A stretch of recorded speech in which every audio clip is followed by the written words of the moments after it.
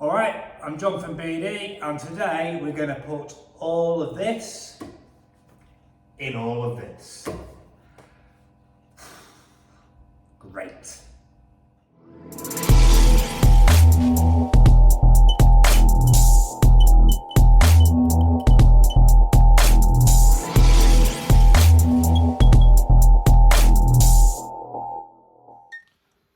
So here's all the little brackets and stuff from the engine bay and things like the bonnet hinges, the bonnet latch, door hinges, all back from the blasters. I picked them up this morning. Big shout out to Wholesale Blasting. And I've made a Celica wind chime. Oh, isn't it pretty? So they're all clean, degreased and ready for a shot. A quick coat of epoxy, then a quick coat of black. So there's all the brackets in their epoxy primer. Very important process. Basically chemically adheres to the metal and gives excellent corrosion protection. Very important because all these little brackets will go very scabby very quickly. Arty farty job to paint. Absolute pain in the bum, but there we go. Get ready for some black now.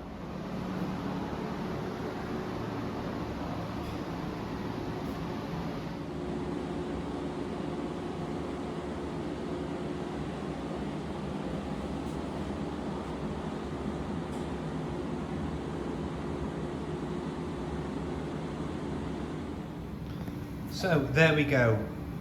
All the brackets for the engine bay and also the door hinges all done. 30 pieces in total. What a nightmare.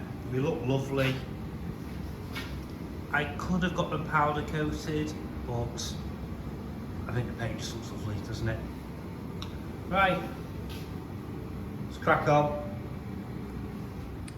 Okay, brake master cylinder, I've just dug this out and I thought I was just going to give it a clean, but I think it's a bit far gone past that. So I'm going to separate the reservoir from the servo, and then I'm going to strip this and paint all this and clean all this as best I can and see if I can just get this off and give this a proper clean. Oh, what else?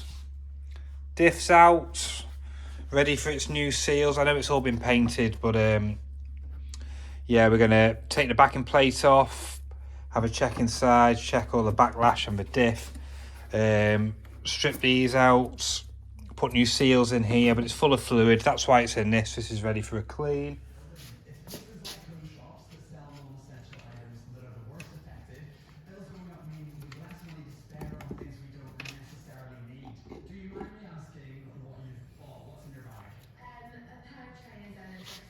Boom! Give that a clean.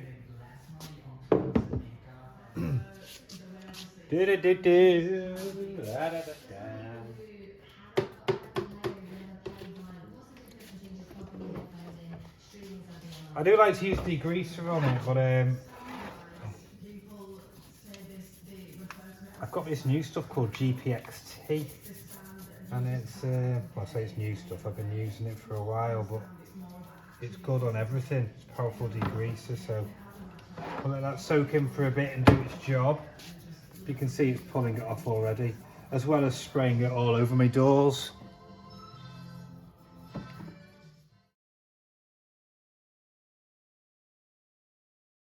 You can see I'm getting carried away now, but while everything's out, I'm going to give it a quick go over. And the steering rack had a few little rust spots on it, so scuffed it back, cleaned all the aluminium. I'm just going to go over this with a little bit of epoxy and a bit of chassis black. And this is why you go the extra mile to get things looking nice. Obviously, I could take this down further, I could do this, that and the other, but it just looks awesome, doesn't it? Like I say, I have got new rod and rod end for that side. That one's been replaced. There's nothing wrong with that one, even though the boot needs replacing. And I've got a new rod end for there.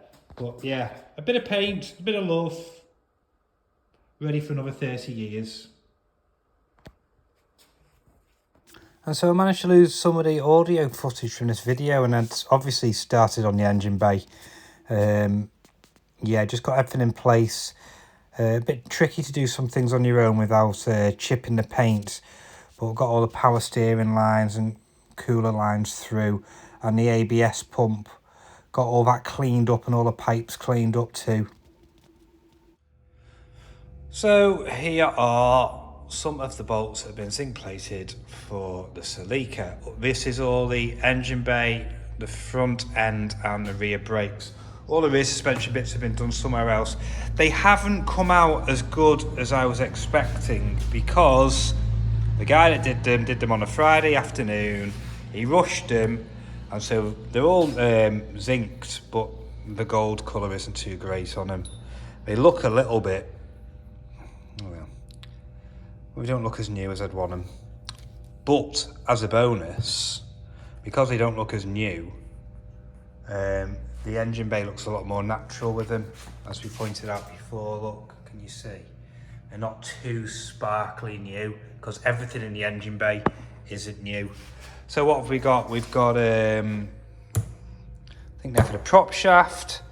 There for the rear subframe. There's one missing, I don't know where that is. We've got suspension. We've got something else. That's got to be, they're fine thread. I don't know what they're for. We've got loads of stuff all done for the rear brakes. Loads of M6s. That's what the majority are in the engine bay. Yeah, just loads of bits and bobs. God alone knows. You don't even know where to start. There's a few brackets here. There were 30 of these brackets. Blummin' heck. So yeah, like we said before, all been fitted. So I'll talk you through the process now of fitting everything in, because it's not as simple as just winding a bolt into a hole, believe me or not. So let's have a look. Right, correct procedure for every single bolt or nut going back in is, because the engine bay's been painted with so many different layers of paint, it's going to be painting all the threads. So you want to tap the hole out to get rid of all the excess paint. Yeah, once that's tapped, wind it out. Okay. Get the bolts, some grease, some copper slip, whatever you want to use. Lube the bolt up, and then it'll go straight in. No pressure, no fuss, but also if you ever want to take it out, it's all greased up. Yeah, a lot of people won't bother, they'll just drive it in because they're going to say they're never going to take it apart. But there may be bits and bobs that I've missed on here, and I may have to take some bits off to get the other bits back on. So it's the correct procedure to do it, and it's always best. All right. Right, so day 2 of refitting all the ancillaries and stuff in the engine bay. I think I've got as far as I can go while it is on the spit, because this is restricting any more build-up of this area because this is so tight. So let's talk about where we're up to. ABS pump is all in.